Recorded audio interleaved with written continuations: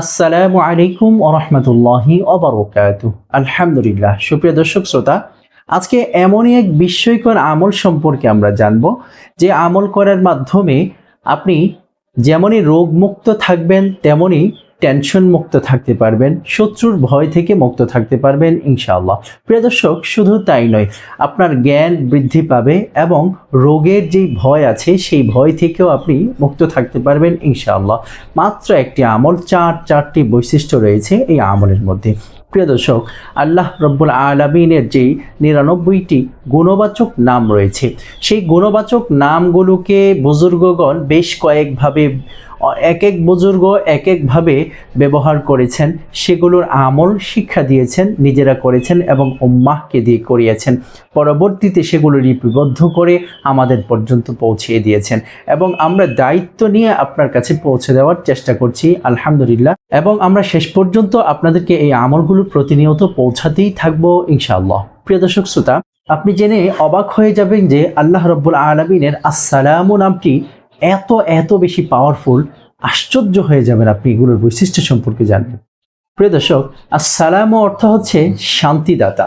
আপনি যখন এই নামের জিকিরগুলো করবেন, আমলগুলো করবেন, আপনি আসসালামু পড়বেন না, বরং আপনি পড়বেন ইয়া সালামু, ইয়া সালামু, ইয়া সালামু, এভাবে আপনি পাঠ করবেন।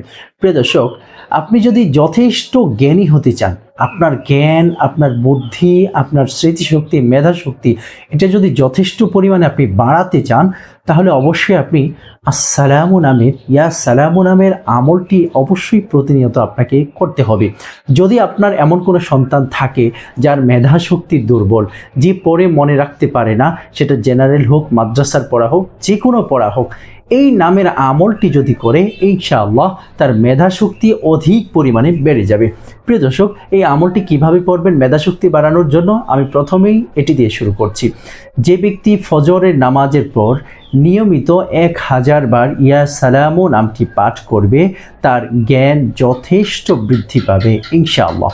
প্রিয় দর্শক, ইয়া সালামু 1000 বার পড়তে খুব বেশি সময় লাগবে বলে আমার মনে হচ্ছে না।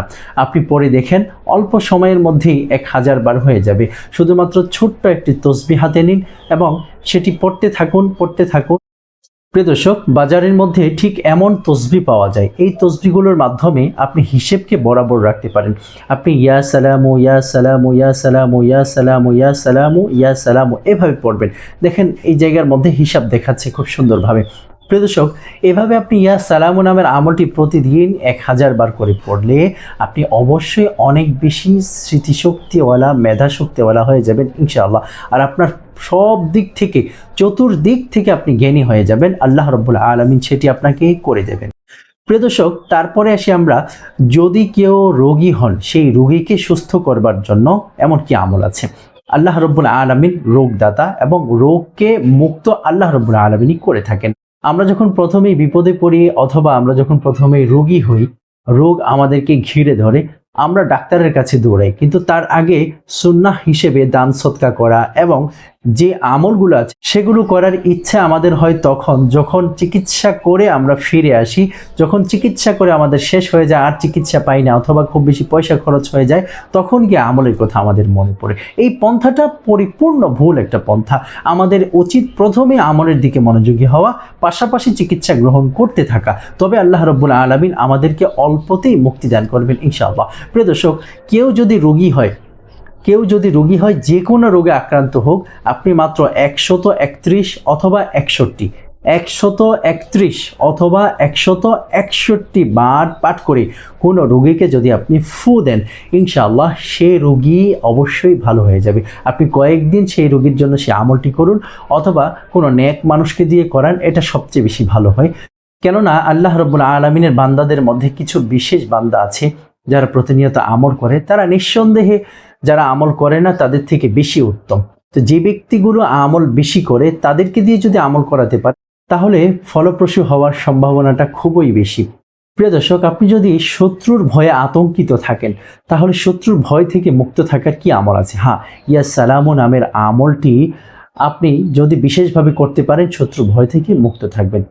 প্রিয় দর্শক, আপনি অধিক পরিমাণে ইয়া সালামু ইয়া সালামু ইয়া সালামু পড়তে থাকবেন। যখনই মনে হবে শত্রুর ভয়, যখনই আপনার হৃদয়ের মধ্যে উদ্রেক হবে, শত্রুর ভয় আপনার হৃদয়ের মধ্যে নাড়া দেবে, অবশ্যই আপনি ইয়া সালামু বারবার পাঠ করতে থাকুন, বারবার পাঠ করতে থাকুন।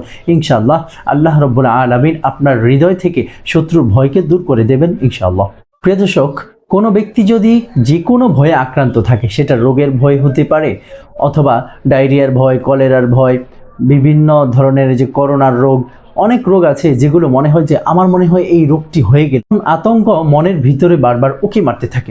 সেই অবস্থায় 111 বার পাঠ করে তাকে ফু দেন, ইনশাআল্লাহ শত্রুর আতঙ্ক হোক, রোগের আতঙ্ক হোক, সেটা দূর হয়ে যাবে ইনশাআল্লাহ।